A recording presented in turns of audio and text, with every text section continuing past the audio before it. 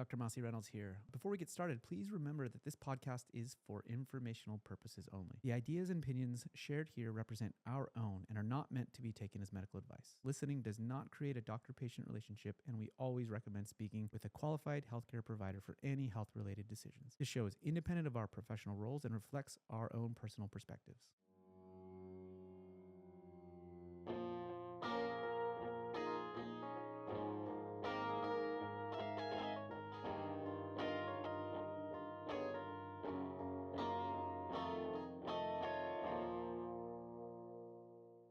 JD, What's up? welcome. What's up? Thank you. Thank you. We've had all these talks before. I know. Now we're just in front of a camera. I always said people should just record us all the Yeah. time when we're in the Yeah. OR, when we're kind of shooting the shit and just kind of Yeah. talking. I think there's a lot of stuff to capture for sure. Mhm. Oh So yeah, I think it's going to be Mhm. fun. This new segment of, I don't know, podcast or whatever, to be able to Mhm. break down a lot of the conversations that we're having in and around the nuances of surgery itself, the technical, approach. the approach, the technical aspect of it, and then all the stuff that you and I are, and the rest of the team are continuing to work on behind the scenes. You know, I think that there's a huge evolution happening, not just in medicine, but in our practice specifically. And we're putting all those pieces together slowly.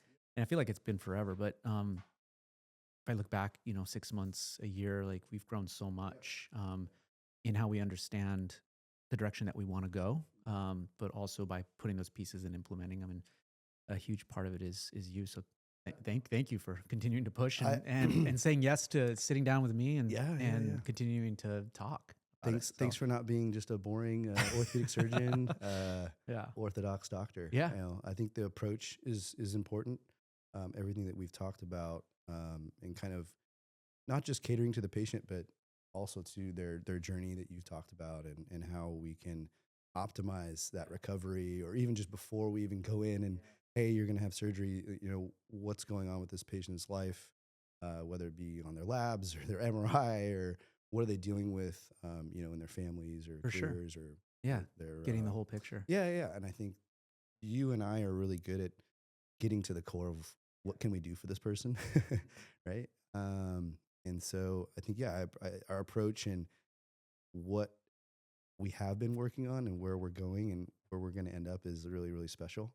And it's not that we're just different and nobody else can be like us. We welcome them following our approach too. For sure. Yeah. I think everybody should.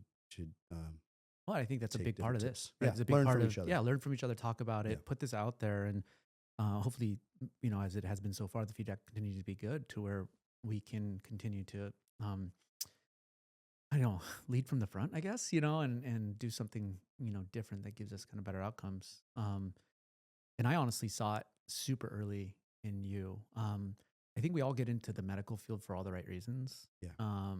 To help people, right? I think that's Mhm. generic answer. Mhm, I think we mhm. all have that in ourselves, but somehow that gets lost, right? Somehow through the grind, whether it be nursing school, PA school, whether it be medical school, or whether it be getting out into practice and seeing the real world, somehow that gets lost. Yeah. And The outside pressures. yeah, the pressures and the authentic reasoning of reason to get into the help gets lost in the grind of just trying to keep your head above water, right? And just try to figure it out. And it was in my we met, I guess we'll start. We met in fellowship, and it was in my, a fellowship. And I, for the first time, even through residency and everything else, I'd worked with PAs, I'd worked with nurse practitioners, I'd worked with obviously all levels of providers. And you were the first person that I met that genuinely gave a shit. Like that was literally there to improve the outcome. And you were really early in your career at that time too. As we were kind of babies coming up together, but like I saw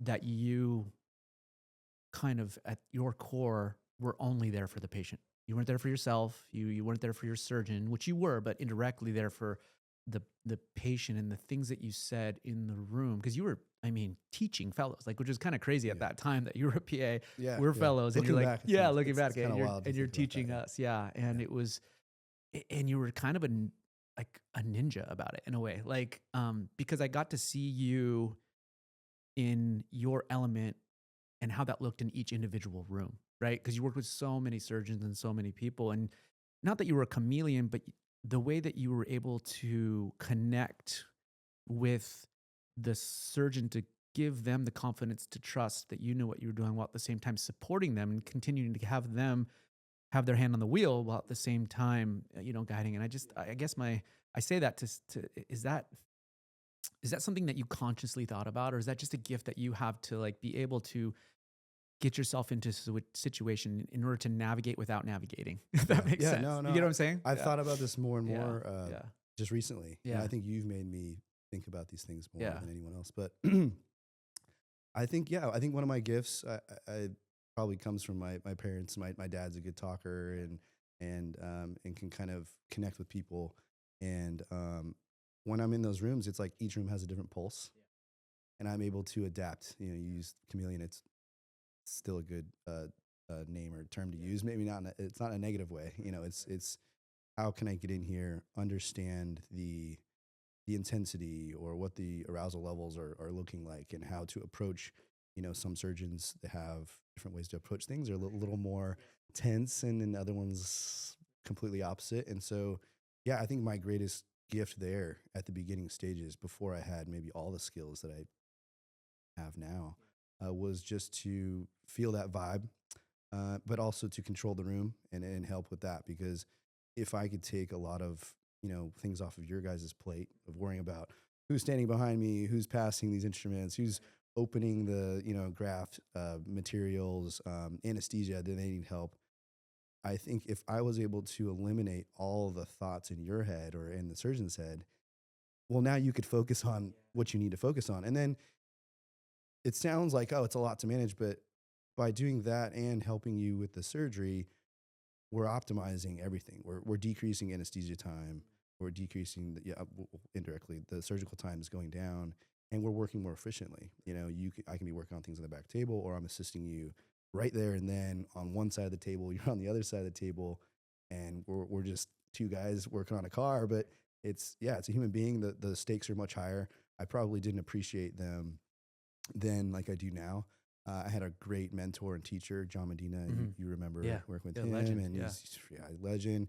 Vascular surgery background, and he taught me multiple gifts that I have now. Or he taught me a lot of skill set that I have today, and the biggest one was to control the room. And if the surgeon's hot, then you needed to be kind of the opposite frequency. You needed to let the team know, hey, we're okay. Just go get me this and that. We'll keep moving on. And with surgery, our ultimate goal is we don't complications. We're not looking for complications. Things happen, and it's just a way to find your way back on that road of getting back. Because let's be honest, like in an OR room, like there's probably only one or two people that actually know what's going on, right? There's a lot of people that like think they do, right? Yeah. From the depths of like what the surgeon's doing, and Yeah. even the anesthesiologist. no, I mean, the not to techs, slam the anybody. nurses, no, yeah. and everyone's needed. Yeah. Me. No, absolutely. And there's people out there if they're ever listening to this. I can come off as pretty authoritative, or some people would say, oh, he's being an asshole. But ultimately, I don't care about your emotion. Yeah. I care about the patient, Yeah. and I care about that case getting done efficiently. Right. And if that's, and I always try, you hear me say it. If this was your mother, your father, your grandmother, You would want me your to daughter, be this, you would be very efficient about this, right. and I haven't really had to be too much of an asshole. When I have to go there, I have to go there. But and I see the it's for all right opposite of reasons. you too with your surgeons, as that as much right from a technical standpoint and logistics and in handling all of that. I think what sets you apart in addition to that is your ability to handle the emotions that come from a very large ego. For surgery, right? Because none of us want to admit when we don't feel comfortable in that room, right? Like, Sure. and all the preparation that we do and we should be doing kind of leading up to it is to put us in a position to where that never happens. Correct. But the reality is that can happen. Law and of you averages. can feel like you're on an island, and you can feel like you don't know what way to kind of look and go. And you hope that you're able to kind of be calm under stressful situations. And some people have that gift and some don't. But the emotional part of you, because I've seen it in other rooms, and I'm not going to say any names, where the emotions were going a little bit crazy, and you were able to, Have to, yeah, have bring to. it down, keep it, yeah. Tell me You a little bit you about that and how, yeah, you talk yeah, about energy and yeah, how that, yeah, energy is contagious. yeah. If a surgeon is high frequency, high Mm-hmm, energy, mm-hmm, everything's tense, people feed off that. yeah, So that's why I go back to, you have to be the counter. You have to be completely opposite frequency of that to let the team see. And if they trust in you, then they will feed off of your energy. And so it's, if you can kind of relay that type of energy to them, then we're going to keep moving, even with, you know, whoever it is that's acting however they're acting. And that's just something deep rooted in them, whether it's from their training or whatever they have going on in their life. I think something that, I like to teach, and I like to show people who want to learn. I'll take the time with them. And I think one thing that no one can really understand or appreciate is exactly what you just described, is that feeling of being alone, being on the island. Uh, I, not to like toot my horn, I feel like I have no, toot a away, good, yeah, I feel like I have a pretty good understanding yeah, of as much as I can understand yeah, without being you, because in the room, maybe day to day, a little bit, the things I don't go home with that you have to is, you know, how's that, all these patients are calling you, or how's that patient going to do, or how, there's a lot of things. And if there ever is, God forbid, a complication or whatever, we don't really have infections issues, but, when that stuff goes on, it weighs on you the heaviest. And I know that, and I've been around surgeons for a very long time. And I think that that was a good part of my training too, was I was almost, forced to learn some of that stuff, like how bad infections are. And I did plenty of home house visits and taking care of people and athletes and just trying to do everything that you could. And I got to see the impact it made on their families and their day to day and their careers. And so I got a taste of that. And then even with surgeries, there's all the lights, all the eyes, they're on you. And so people, nurses, techs, we need all of them. And I love, our staff, and everybody's great, but there is that side of our brain that we're not keeping in mind. All the stress is mm, ultimately, yeah, on yeah, the people that it's in your hands. yeah. No, Their life absolutely. is in your hands right now. And so, that, I think that's a big thing that people kind of lose sight of, and they Hmm. think, oh, the surgeon, or they look at the wall and they think Yeah, the efficiency is the yeah, clock on the wall. yeah, No, it's not, yeah. and it's not about your shift. It's not about your 8 hour shift or Your whatever. your ability to see that is actually pretty special, especially for how long you were actually out of the clinical setting, and you've obviously come back in, and we'll talk a little bit about that more. But to be able to be so aware of those levels of pressure that come, as a surgeon who actually has to be there for the follow up, kind of et Yep. cetera, and someone who hadn't seen it for so long because you were just in the Yeah. OR every single Yep. day, to 5 days a week. still be in touch with that is Yeah. pretty damn impressive. And I Yeah. know, Yeah. and I know. Um, how much value you added just based on what I saw in fellowship in my first year. I think I Hmm. tell this story all the time, but like when I came out, Medina and you talked Yeah. about working in my room and coming and helping me out. I saw the level of reliance sometimes in some rooms with these surgeons on you and John. And I was like, oh, hell no. Like, because, because Yeah. these, these surgeons couldn't operate without you guys. It was like, if you guys aren't there, they're canceling the surgeries. And that's, well, Yeah. one, that's impressive. Job security. Yeah, job securities. And two, I But think yeah. coming out, there was fear from my end Yeah. that I would definitely be in that state. And so my ego was kind of pushing the opposite direction of saying, no, no, no, I want to take my hits. I want to get my lashes, my cuts, my bruises, like whatever I need to do to be able to handle this room and handle whatever stressful situation, complication, anything that kind of comes up in that surgery, and not necessarily have to shut off and rely on my experienced kind of, second surgeon in the room or the PA. And as nearsighted as that was, I am actually grateful that I did, because I did kind of go through that. But it wasn't until full circle where we started kind of working together that I saw the bigger picture was having you involved elevated the level of Hmm. care, right? Hmm. So Hmm.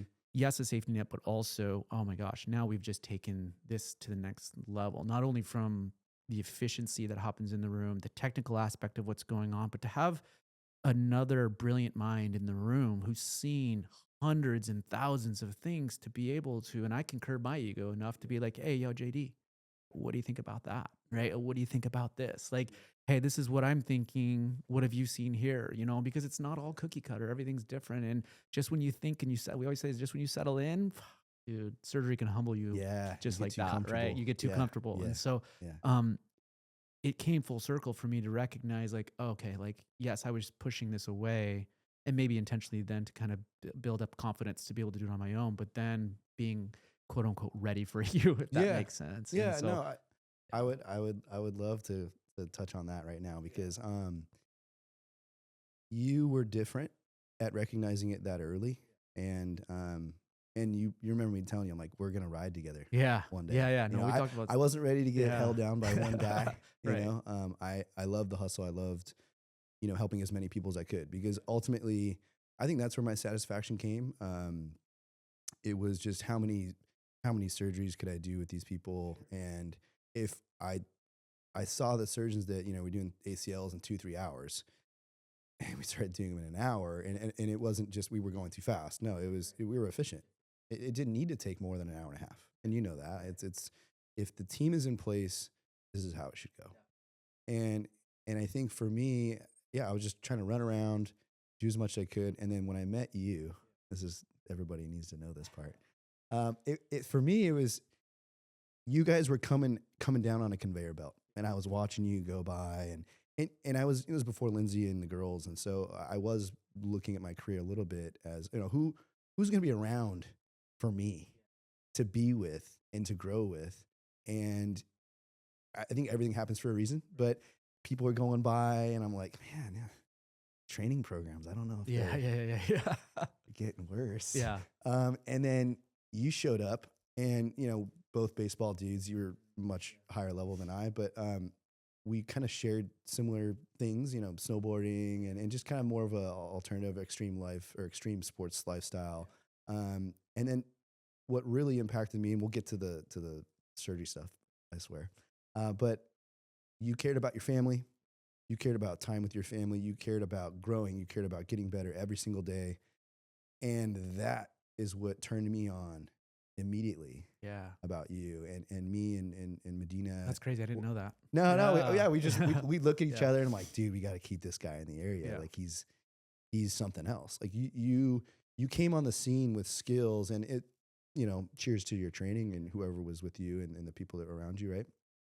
But you were like a surgeon 5 or 10 years out and you're already a surgeon, but you're in your fellowship. And compared to everybody else years before you and years after you, because I was still there with other fellowship, it was just unremarkable. So we knew we had to keep you in the area. Thank you. I appreciate that. And And that was our ultimate goal. We're like, Yeah. we'll find you a job. I swear, don't leave. I know it's California. It's hard, but like, you got to stay here. Yeah. So that was selfish on our Yeah. part. But in the OR, what really touched me too is I'd be kind of over your shoulder or, you know, we were doing stuff and yeah, you had your attendings orders of kind of how he does it, but they kind of gave you some rein and then you were very, very good with your hands. And so it impacted me differently because at that time I had a lot of, you know, you do this, you do that. This is how I do it. Right. This is how it's done. Right. And why I didn't get caught up in that, because I had 20, 30 different surgeons that, And ACL everyone- done 5 different ways. Right. So why does it have to be done this way? And so it was good for me, and that helped with the, you know, me checking the pulse in the room. I could go into a room, okay, we'll do an ACL this way, and I'm going to go to the next room, we're going to do another way. Yeah. And I was okay with that. And it taught me, actually, that was good growth for me to understand that there's no one way to do something. But going back to you, for a surgeon at your level coming out, you should have the most ego. And I know the guys have been doing it forever, the ego too, but Well, they kind of teach you to. Yeah. They're like, you got to fake it till you make it. And Yeah, you got to yeah, control the room. You gotta do be this. tough. You got to be tough. Yeah. Yeah. You got to show no weakness. Exactly. So, So you were completely the opposite. You were like, what can I learn? I've seen you guys, you know, doing this and that. And it felt good for me to have somebody that I didn't even need to start subtly making changes. Yeah. And like, because you know me, I'll come soft. Yeah. I'm there. You might not even know. You said Yeah. ninja. Like, Yeah, you're a ninja, I'm gonna let dude. you go. I'm gonna kind of watch the way you do Yeah. stuff. It's gonna download information for me to see where you're at. Right. And then I'm in my head thinking, okay, like Yeah. I can help this guy Yeah, really absolutely. go to the next Yeah. level. Planning And your then, move. right, planning my move. Yeah. And so, and I think for you, it just came so easy. We were just like talking. We were just hanging out. And you're like, hey, what have you seen? Or what's so-and-so do? Or how do you guys fix this? Or what do you think about that? And during that time, I mean, I'm going to all the conferences with, you know, all you guys. And so it's like, I had up-to-date information across a panel of, you know, however many doctors. And we were getting into regenerative at that time. There's just kind of at the beginning. But it was just so easy with you because you could take it, apply it. And it was like, there wasn't any weirdness. I don't know. With other guys, they would receive information differently. And yeah, they'd be like, oh, what do you know? You know, like PA guy or whatever. But some of them would find out. Some of them, the egos would be too big that guess what? They missed on something. And maybe today they're, you know, they're great people, great surgeons. But I like your approach. You're always trying to learn. You're always trying to grow. And I was right there doing the same thing. Well, So you feel so isolated when you're done with your training, right? Because in residency and fellowship, you get exposed to, like you just said, you get exposed to a bunch of different ways to do it. And you take mental notes, right? You're like, okay, well, I think that's how I'm going to do this, or I think that's how I'm going to do that. And it isn't until you get out on your own where you're kind of forced to make that decision. And a lot of times you make that decision and it isn't the best, but you don't know that because you're not looking over the fence, right? And you don't have it attending in your ear or anything else like that. And so that's why even today I'm still very receptive to be like, you know, not, so caught up in how I do things because that's how I've always done things. But hey, JD, like this is working for me. Is it, but you see any more efficient, what can we be more efficient or what are you seeing with this and that sort of stuff, and obviously I have the clinical now, uh, uh, numbers enough to see the outcomes yeah, and, you can and I can look at all that everything. stuff, but at Yep. the same time, like how can we continue to improve? And that's, I guess, how I went down this whole regenerative thing too, as well with you. And I think that we were simultaneously doing it and wanting to do it and feeling it without actually kind of talking about it. And it wasn't until this last couple of years where I think both you and I, cranked up to be like, you know what, there is something here. And I'd love for you to talk a little bit about what sparked you, like what turned you on to, hey, there's a better way to do this, because again, recapping a little your background, you were 5 days a week in the OR, not much in Sometimes the sense of 6 or some 7. day, 6 or Because of the hospital 7. stuff. Yeah. Um, amazing in the clinic, but that just wasn't what you were doing. So you Yeah. weren't really connecting with patients. You were seeing the Continuity of care. Wasn't there, you were seeing the technical aspect of what was going on, but not so much the pre and the post and that Yeah. sort of thing. So Yeah. how did that, Yeah. start for you? Yeah. And I don't mean to put you on the spot No, with that, no. but I actually have been curious. Excellent question. I don't know how well I'll articulate in Yeah. a smooth way, but I'll jump around. I think the big thing is just life. There's always something that kind of pushes you. Again, I think everything happens for a reason. And though something may seem scary or like, oh shoot, I need to go figure something else out now. That can be a good calling. That can be another way to push you forward and grow. And we know with resistance, there's good things on the other side, right? And so if something's always easy, we're not getting better, and we're just kind of we're settling and being comfortable. And so we both believe that it's important to keep have something there for you to push through. Yeah. I think it comes down to insurance. Initially, that was my kick. It always does. It was my kick. Always does.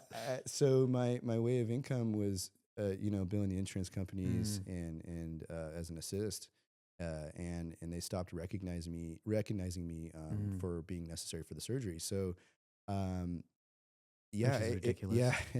Yeah, it's tough. Don't get me started on it's insurance, tough because we had a pretty good model. Yeah. It helped surgery centers with some consulting and stuff, and then when I come in with you guys, it was just strictly bill the insurance for the surgery to give in our words quality care. Like that's all we said that so much. Like we just want to offer the highest quality of care. That's it. And we wanted to be better than the, big empires and hospital systems. And we still need the hospitals and for all the work that they do, it's great. But the insurances and how they run the show, it changed my life because I was making money from them and I wasn't having to charge the patient. I wasn't taking money from you. Right, it was right. it was clean and it worked. Yeah, they would reimburse the reimburse assist fee. Yeah. So when I started getting these, recoup clawbacks for thousands of dollars, Yeah. it was just like, okay, I I got to get out of here. I got to do something different. Yeah. And so that pushed me into just doing things a little different. I called Your value wasn't being seen. Yeah. by them at all. Yeah. I mean, for I mean, there was spine cases I did that were like 8-9 hours long. Yeah. And I go back, and you know how it is. We don't look at what we got paid for something. Like it's all trickle. It comes in. I did a case. The cases we did on Monday, I don't bill them anymore. But if I were to bill those, I wouldn't see reimbursement for 3 months or 2 months or whatever it is. And so doing 8-9 hour cases, and then you go back and look that you got nothing that day. Yeah. You're like, wow. Right. All right. Thank you. That's not good.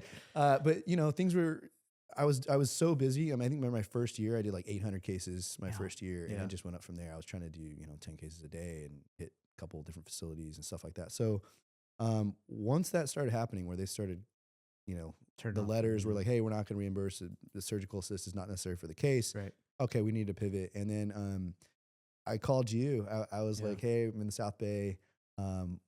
You've been practicing for a while now. Right. Are you ready for, like, are you ready for me? Are you ready? Are you ready for the PA to come in and are we going to ride together? And you kind of, you were a big part of that. You were kind of the catalyst for that, because I came over, started working with a partner that you had and some other people. And then I got hooked up, with some other surgeons across the way at another surgery center. And we just started doing things different. And then unfortunately for some of that, we had to, we still wanted a quality of care. Yeah. So the insurance, to the patients out there, it's the insurance. It's the insurance. We had to do a little different. So the patients, unfortunately, on that part, they cover some of that now.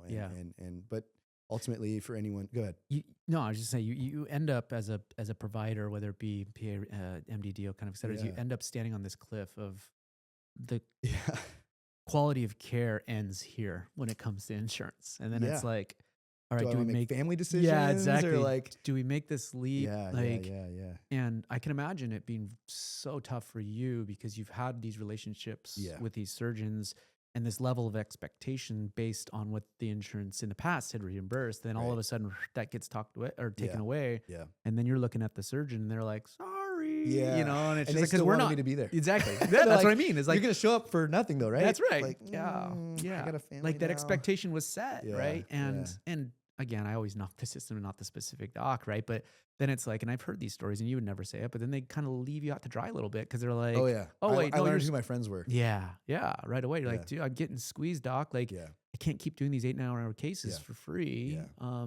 And you're at the same time trying to validate and justify your value that you're adding to them by saying like, listen, no, it's not just me holding forks for you or whatever. You know what I mean, Rick? It's like, I'm doing all this stuff and you shouldn't have to do that. Right. And so you get, as a doc, you get to this cliff where it's just like, okay, well, insurance says I can only do this. And this is the extent of which the quality of care is going to be and the level at which we can get to this. Or do we say, fuck it, describe the things to the patients, let them know the level of care that someone like you provides to their case. Definitely touch on that. Right. Yeah. And then put it on them. Say, listen, you know what? And that's the easy part for me, is because I know the value that you add to the case. I know the value to add to the outcome. And so to me, it's very easy to say, listen, I appreciate you came to see me. Yeah. Based on whatever reputation that we had or word of mouth kind of, et cetera, and the outcomes that we got. Yep. This is part of it. Yeah. This is very much why we get those outcomes. This is why we get those outcomes. And that's a big leap. I don't think a lot of people are really comfortable making that leap. So. It's not their fault. Yeah. It's not the patient's fault. Yeah. It's the insurance fault. Patients are figuring it out, right? Yeah. You're hearing it now. Yeah. They understand, the insurance is, they've done a good job at making us look like the bad guys. Yeah. Wasted money. Easy to do. Yeah. Right. You don't need a PA. Right. So there's plenty of people out there that may not know, what does a PA do? What's their responsibility inside the OR? Mm-hmm. But we can talk about that. We'll probably talk more about that as we go. Yeah. But I think the big thing is, I do see myself as your guardian angel. You may not, if you don't meet me, if you don't see me, it's because I'm a cattle dog back there for you or for the team, and I'm making sure that everything is exactly as it should be. to keep our day going or move cases up, or just, again, Oh yeah, you're it's quality of conducting. care. You're conducting It's just for quality sure. of care. Yeah. I still have the same mentality. I will not change. I don't care who's in my path. We will always demand excellence, and that's what I feel very confident doing. And so, yeah, if we're not meeting each other, I hope we connect. If I Yeah. don't meet anyone out Yeah. there, Yeah. hope we connect on the phone. But there's also, you have wonderful Janice in the office. It's the continuity of care there. So we have people in every corner, and everyone has different responsibilities and jobs. But I'm ultimately there. God forbid we haven't had anything happen, but if it does, I'm I will be jumping on your chest, or I will be the guy working with the anesthesiologist. Like, I will be doing everything there, and that you may not see, but Yeah. I'm there for you. Yeah, no, you're for sure the facilitator, and definitely have allowed, which I know is a big part of why you do what you do, but has allowed myself and other surgeons to decompress in a way that you can focus on Goal achieved. the goal achieved. Yeah, like Yeah. Well, I'm not saying that we're all. it's my goal Oh, your goal. achieved Yeah, yeah, by yeah. letting you Yes, have focus on full the. Yeah, capacity. yeah, You guys, I don't know if it was Dallas or Chris, you guys were talking about burners, right? And you can only give 100% of you, okay? And I need you to focus as much as I can. And so if I can take some of those other things, now you're able to elevate whatever your mind is going, and truly focus on exactly what's happening. And we joke around in there. We're very casual. We do this every week. We're good at what we do, but there are times that that we need to slow down. And there's critical parts of the case to where you even hear my voice change, or I'm not talking to yeah. somebody. I mean, you can feel the energy in the room It too. It's changes, like, kind of but everything narrows in. but we do it in a very calm, you know, methodical manner, and that's the most important thing, because I always look, what can I get out of my surgeon? You know that, like, you walk in the room, if I'm doing something, if I got my surgeon there, he's here, he's in, like whatever it is I'm doing, he's taking over, because you're the guy. You have more reps than I do. I've seen more surgery, week in, week out, but it's in your hands. Yeah. 99% of the time. Yeah, the variables are what really I saw with it, is that without you there, I have to navigate the different potential landmines, Yeah. that Yeah, come up yeah, with enemies regards everywhere. to enemies everywhere. Yeah. Yeah.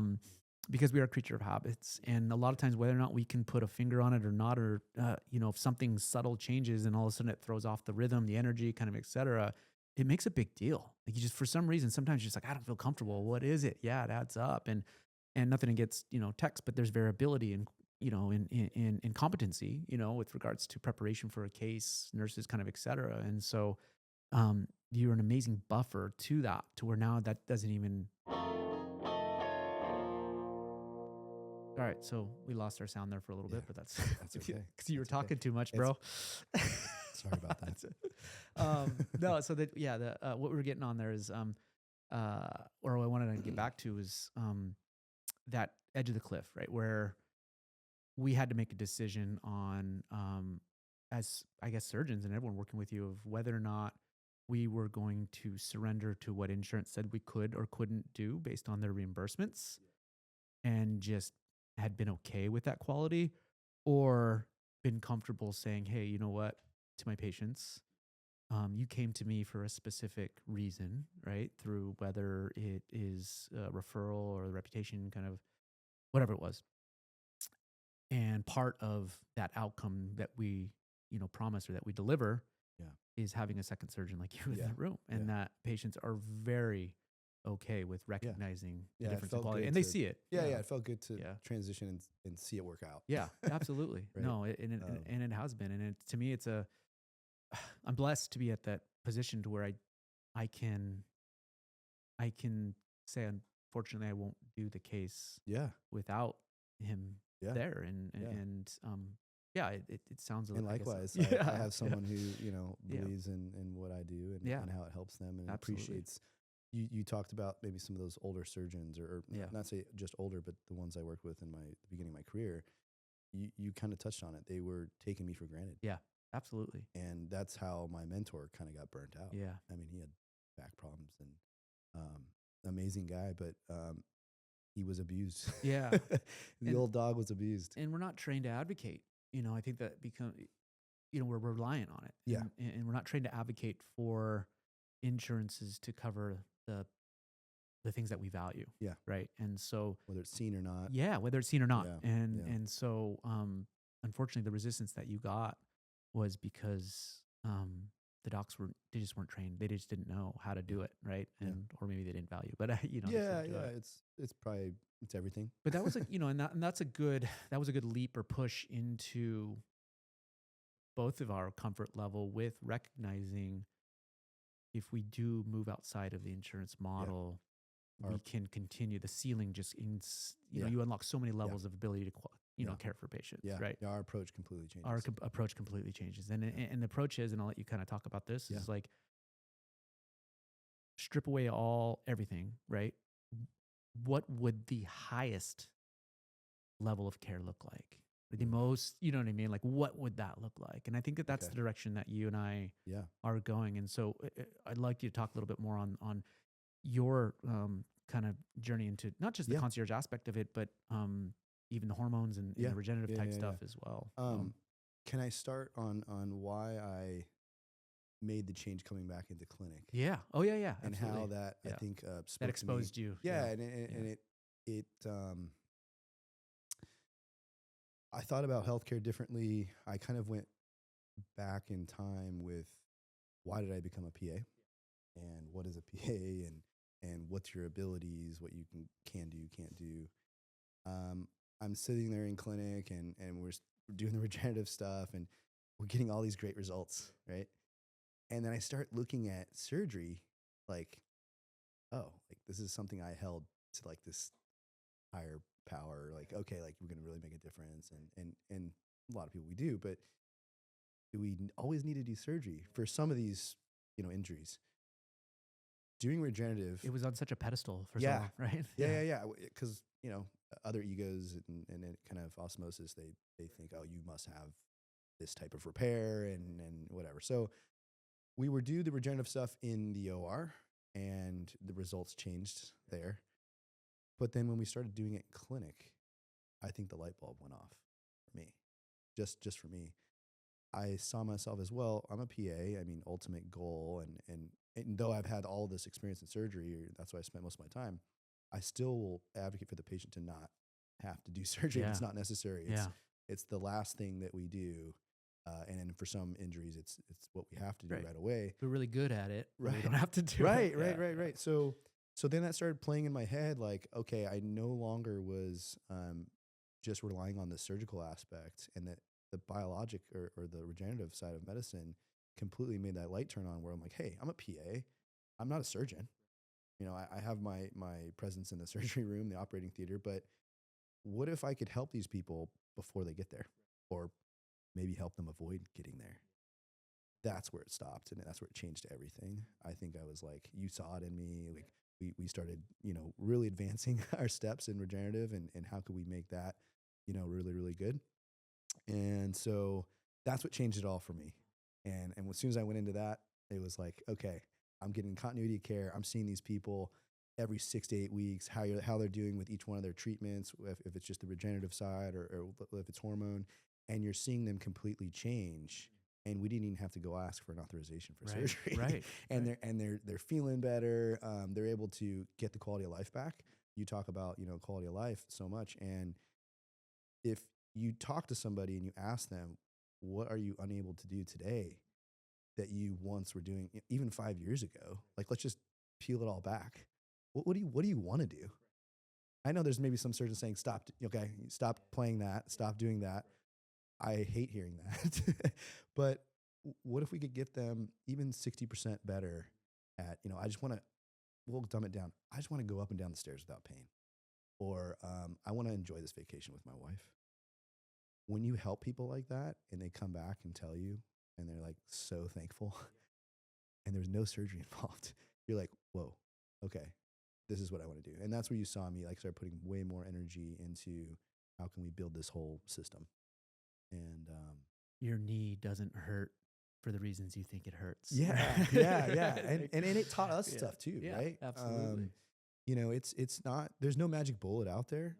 And you touched on it, like what's the approach, and what are we looking at? people, especially today with the food and everything that we're consuming, it's easy for people to get. And, with everyone's busy schedules and moms are taking the kids to and from, sports or us dads, like it's a different generation now. So everyone's running around, and especially where we live, there's a little bit of a rat race. So how do we get the proper nutrition? Which vitamins are we taking to, optimize that lifestyle that we have to have? And I think that's part of that conversation, is like, okay, who is this person? What are their goals? I think it's where we kind of start is like, hey, welcome in. What can I do for you? But like, more importantly, what is your goal? What do you want to get out of this? And what has your past Let been me meet like? you where you are. Yeah. What are your Right? Yeah. habits and Yeah. how can we create better ones? Yeah. That's kind of my approach. Um, you know, How do you feel like our generation, I guess, yeah, you would say is receiving it? Because I get sometimes some pushback and I'll kind of let you go on this, but my response for the pushback about, well, previous generation didn't need all this optimization, these hormones, these growth factors, that kind of stuff. Like, why, like, what is going on here? And I mean, our world is just way more toxic than it's ever been. The food and the processed stuff and everything. You look at the ingredients of the same product, 15 years ago, it's very different than it is kind of today. But I also feel like there's a lot more information out there. One, two, obviously media, podcast, YouTube, et cetera, but also um, just understanding that maybe the previous generations did need it, right? And didn't even realize that they weren't optimized. How do you, I mean, is there a pretty, I guess my question is, in the patients that you're dealing with is it still kind of like there's some shame in admitting it, or do you feel like people are really comfortable being vulnerable and talking about the fact that they don't feel good? My libido's yeah, not good, or I yeah, don't have any energy, or I'm right. this, or I'm not, I think it's different from from a patient coming in already having some information versus the patient you're sitting in front of and you're like, this guy or this girl, like they need help. Not just from what they're here for. Like there's other stuff that needs to be talked about. And so two different situations there. The one that's coming in with information, yeah, you're right. You got to like sift through, where did they get this information? Why do they think it's right for them? And is this truly what they need? And then you can kind of break that down. I think those are easier conversations to have because they're already vulnerable to listen. yeah, They're there, right, right? right. They're But asking. right, Yeah, right. But they're questioning. the harder one, and I think you get more satisfaction from is we do personally, and I think they get even more excited once they have some kind of breakthrough.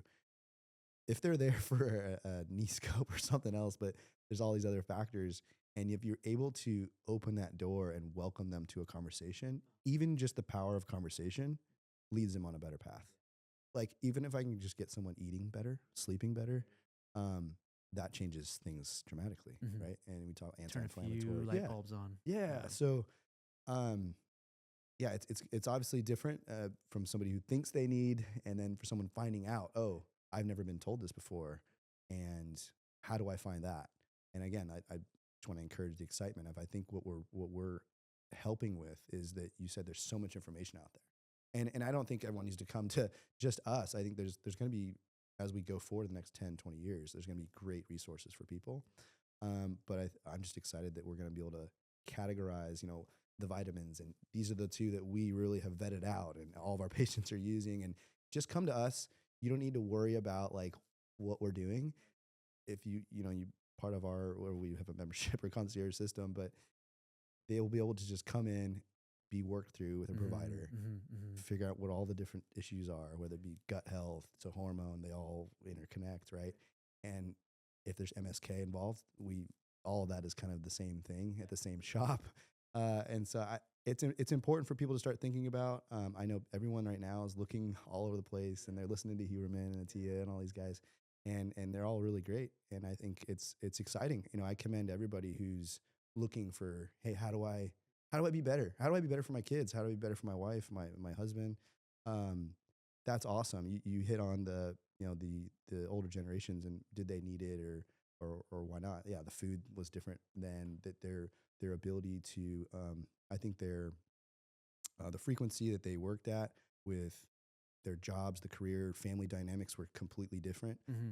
tougher, rougher, Hmm. and you probably Yeah, agree with that. absolutely. I think today we're everyone's a little bit softer, and there's the easy road is right there, and Yeah. it's easier to do, Right. and so like let's just hop on easy street, but there's a lot of problems with that. Like they're just going to keep running into Agree. construction zones, and so I think that's probably the biggest challenge today. Is everyone's looking for that pill. They think, oh, I can't wait for that pill to be made, or the GLP-1s, right? Like all that kind of stuff. We always say yes and. Like I think that's a big, like we feel yes and about that kind of stuff.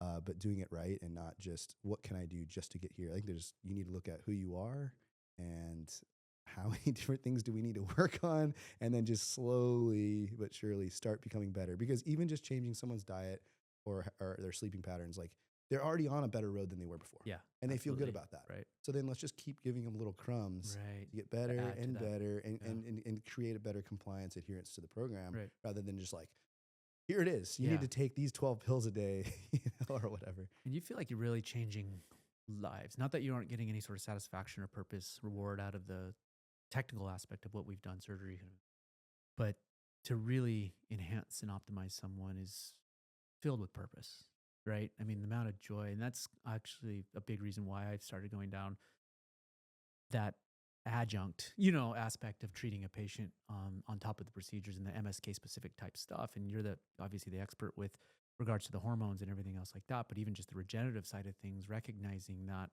if you can somehow have them recognize that they can make a shift in their lifestyle while at the same time treating their pathology, gosh, there's just a lot more purpose to that. Yeah. I feel a lot better about that, right? Than just see tear, fix tear. Right. Yeah. We don't want to fix just one part of the car. Let's go through everything and get it to its optimal performance. I think the evolution for me in this is, and I love everything that you appreciate you going into that, is, I'm not the expert at this, but having someone on to do a lot of the mental health side of things too. Well, oh, it's huge. Just huge to be able to shine light on shadows, right? Unlock maybe self-limiting beliefs, unlock, self-talk and poor mental behaviors and all of that. And you've heard me talk about it before, and I'm not as elegant as like the Joe Dispenzas of the world to speak about it, but I definitely believe in it, right? Which 100%. Is the energy, right? The thoughts that we think, and the feelings that we have, and the emotions that we have, and how that changes gene expression, right? And absolutely. To have someone on board with that, and I try to do as much as I can with my patients, making sure that they're well equipped to have the outcome, the desired outcome, through the mental preparation and being kind of on board with it. But how awesome would it be to have someone like, I don't know, Franks or Dr. Franks or someone else who's really, it's going to sound out there, but who really is taking them on these, and maybe he's not the one, but someone to take them on these journeys, right? These really remap the brain, remap the brain. Dissolve the ego. I'm going to throw a curveball at you. I went, yesterday was my 15th anniversary with April, and we took the day off, and we hired Mike Zeller. Oh, yes. How was it? It was special. Yeah. So me and Lindsay want to. Dude, you should totally do it. It was really cool. So actually backing up a little bit, Mike Zeller is a business coach that has gotten into MDMA and psilocybin journeys with his high achieving CEOs and that sort of stuff. And he also works with couples. How and to things squeeze like out that. more performance. How to squeeze out, relationships. how to release those constrictions or those blocks or whatever, kick the mud off the tires, if you will. And I'd heard Goalie Matt talk about him, kind of et cetera. And so he sent an intro text and reached out to me, and we did a Zoom call, and April happened to be in the room, and I include April in all of the things that I'm doing, as you do. I know you and Lindsay have an incredible relationship too. And I've been on this, I tend to try to focus on my spirituality and continue to improve who I am here so that I can better serve the community. I can be a better partner. I can be a better friend. I can be, a better everything. And through that was BioCybernaut down in Sedona, the Dispenza stuff and the work that I'm doing there. But I just thought this was another opportunity to explore something else, right? To do that as well. And so she's kind of seen me on this journey. And what was her response when you first? Hey, this guy. No, actually, to sit down with us. That's the surprise is that I originally was doing it for me and not her, right? Yeah. And as evolved as she is, in a lot of the work that she does in Dispenza, she felt like I was kind of leaving her in the dust with regards to these, things that I was doing. And, and I could see She's that like, a little I'm on bit. the journey too. Yeah, exactly. You're leaving me behind. And so she, I was like, babe, or we could do it, for our anniversary and blah, blah, blah. And she's like, well, I don't want to get in the way of what you're trying to do, et cetera. I'm like, no, it's all, Oh, I mean, yeah. we're a team, Yeah, right? This is yeah. like, We're growing as together. you grow, I Yeah, grow, as I grow, you yeah, grow, yeah, we grow yeah, together. Yeah, you are one. Exactly. And it just happened to work out from a timing standpoint that it was our 15th anniversary, and like, what a better way to, That's awesome. yeah, to spend. And so, he came in, we rented a room over at the Dream Inn, Cool. walking distance from our house. Yeah, it took us on like a 5-6 hour, cool. MDMA kind of psilocybin journey, Yeah. really kind of working through, that's, most of them are working through, traumas, non-traumas, just restrictions, self-beliefs, the walls, and kind of breaking them down. But to do it in a way where I could see her being her most vulnerable self, and she could see me being my most vulnerable self, and hearing her say things that, oh, I didn't know that, right? I thought I knew that, but I didn't know that, right? And kind of the same thing back and forth in a very safe, place where you felt like you could just, your subconscious could just come out. Yeah. And no walls can be built during that. Yeah, absolutely. Yeah. It's full vulnerability. Full vulnerability, and then just kind of stripped down to the point of like, like it's a little about part where it's like, like I don't need that part, or we can put that one in the back seat, right? And we can elevate this part, right? Which is the love and the growth and the abundance and and everything else. Which will allow you to reach the heights that you're striving towards. Absolutely. Yeah. And it's supposed to be, as it's only day one, obviously, but a lot of I think things come in the wake of that, right? With regards to opening up creativity, or opening up visions of something that maybe you didn't, see. And what I did see a lot of is yes, continuing to go down this journey of trying to use our skills, ours, yours, mine, the rest of the team, to help other humans, along the way with, and maybe MSK and my background in sports medicine, regenerative, training, is kind of the door, right? But once you get in that door, how can we help? There's so much more out there. I think of it all the time. When people come in, they thought they were coming in for their shoulder. Yeah. But then they realize, oh my gosh, like I could be doing all these other wonderful things. And in the beginning, maybe some are skeptical, but after they have even just gone through 1 or 2 steps, they're on a positive, journey already. And if they keep perspective, they're already at a better place than they were before. And if you get someone going and you start getting some momentum, there you go. You just achieved your goal. You want some of that, just because it's the MSK, beachhead or them coming to us just for that. It gives you the ability to share and teach and, have them find a better way. And being very open with, hey, like, nothing, it's all on the table, right? Like it's whatever it is that you're dealing with, we'll figure out a way to help figure it. You know what I mean? Find you the right person. Yeah. Right? And that's this we talk about our approach, and we've said that, multiple times, but that's the difference. You can't do that when you're following the traditional medical model. There's no room for that, unfortunately. And this isn't slamming anyone that's part of that system. And there's probably a lot of people who they don't wish to be where they are, but they have external pressures with their families. And if there's divorce or whatever it is, they have to be where they are. They feel like they have to be where they are. And I feel bad. I feel bad for them because there's probably a lot of really great clinicians, providers that they do wonderfully, if they're out on their own and they're, and I welcome them to do that and to take that step or maybe find someone that they would like to work with and open a clinic, 1 day a week and just start. How would you want to treat or approach the patient and how much time would you want to spend with them? And, we sit with a patient for, 45 minutes to an hour, and in some of that, they're just so appreciative of having us listen, actually get through what's going on and get to the bottom of what's really the problem. Right. And then, they can be heard. Right. I think that's You're probably huge. getting it a lot too. I mean, I'm getting a lot of colleagues and people reaching out to me like, hey, like, what are you doing? Yeah. How are you doing Can it? Can you show me that? Yeah. Which we're getting a lot of that. Gosh, fully Which we're happy to. Yeah, happy to. Right now our capacity is, we're building the empire. We'll get there. But but I think we talked about that. It's kind of our next step. Like, how do we create something that we can, help others around us? Yeah. And we're not in competition with never the gas station across the street. Like the more the more our approach is spread, and again, there's people doing it already, but the more we can get everybody else doing what we're doing, I think they want the to. better. I think, gosh, I say it too much, but it's not a product of the provider. It's a product. It's the end product of the system, right? And I feel, and I know a lot of colleagues and friends who are in the system and are really stuck with the Mhm. job, right? And stuck Mhm. being, Mhm.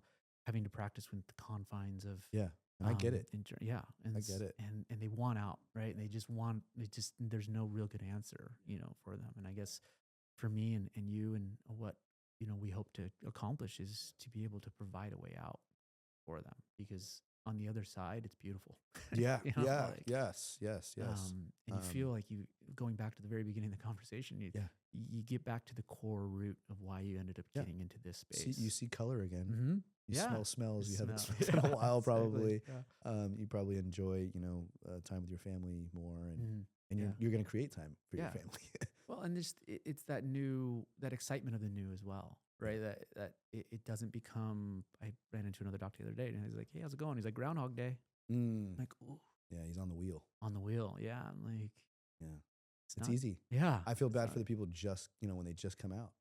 Um, what do? They're sitting there with how much debt, and they got to get a job, and some of those jobs are, we'll pay some of your debt off. So that seems smart, right? And then do they get caught, or how long does it take, or how do they make?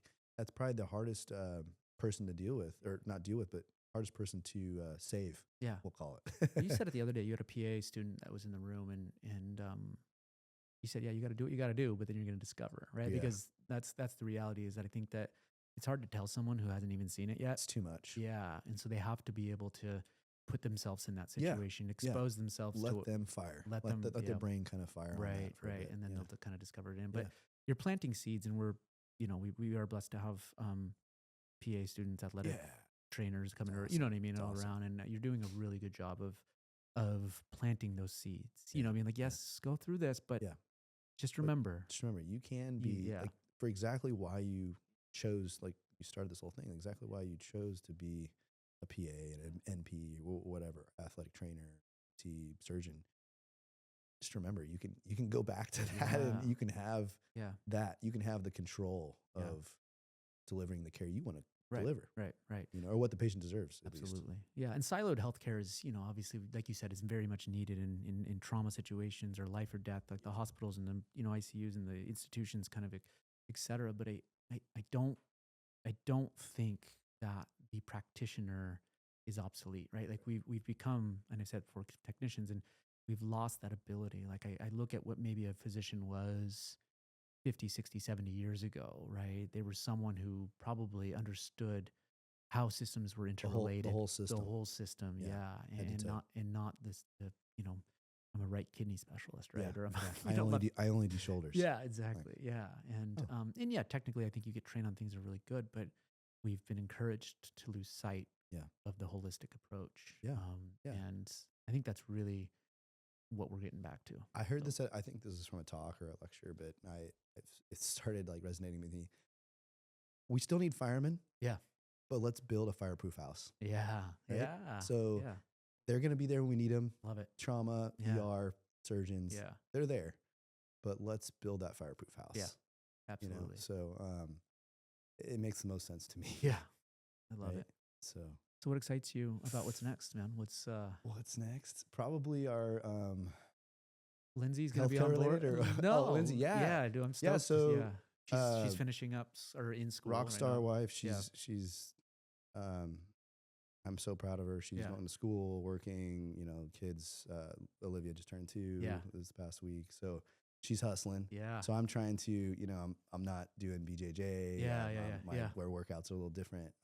Just trying to You're supporting. do it. Yeah, Oh, we're which Spartan. I love that about you. Supporting, Yeah, and so we'll see what I can, tune yeah, it back up. But I'm still doing pretty good nutrition and yeah, workouts. But she, yeah, I think she's excited. I think it's sparked her. She's, she loves the aesthetic world, uh-huh.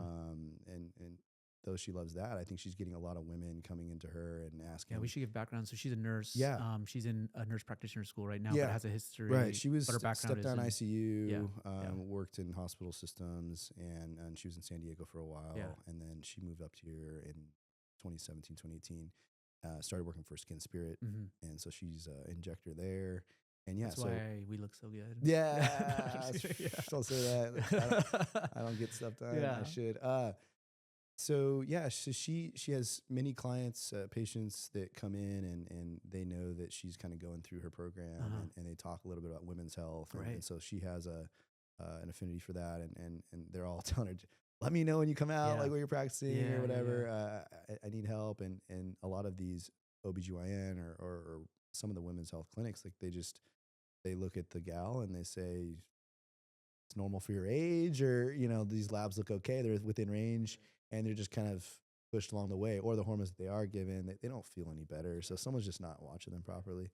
And so she now has this other burning inside that, hey, I can help these people, and I'd love to do, make them feel beautiful and look beautiful, and so I'm excited for her. I think before She's such a she, brilliant mind. I'm oh, so excited for she's her. great. Yeah. She's great. I think she doesn't even realize her potential. Mhm. She, I always tell her, like, you're gonna take care of me Yeah. one day. Like, this Yeah. is how this is gonna go. I love That's that I'll mama. put the That's that mama bear yeah, modesty, like man. I'll Like, put the family yeah. on my back, but I love working for the family and taking care of everybody. But she's a huge help on the other side. I can't thank her enough. And in the generation we're in, you know how it is. Like it's different than our parents, and we have to step up and do as much as we can, and to fill those spots. The mother we can't ever replace, but we can be more present in more of a you know female way than we ever were Yeah. back 20, 30, 40 years ago. Oh man, and you're proof Um, of that. You're such a good dad. yeah, Just we're always yeah, trying, right? yeah, I'm at the yeah. beginning. So present. You Right? have So, yeah. more experience, and that's why I love talking with patients. And Mhm.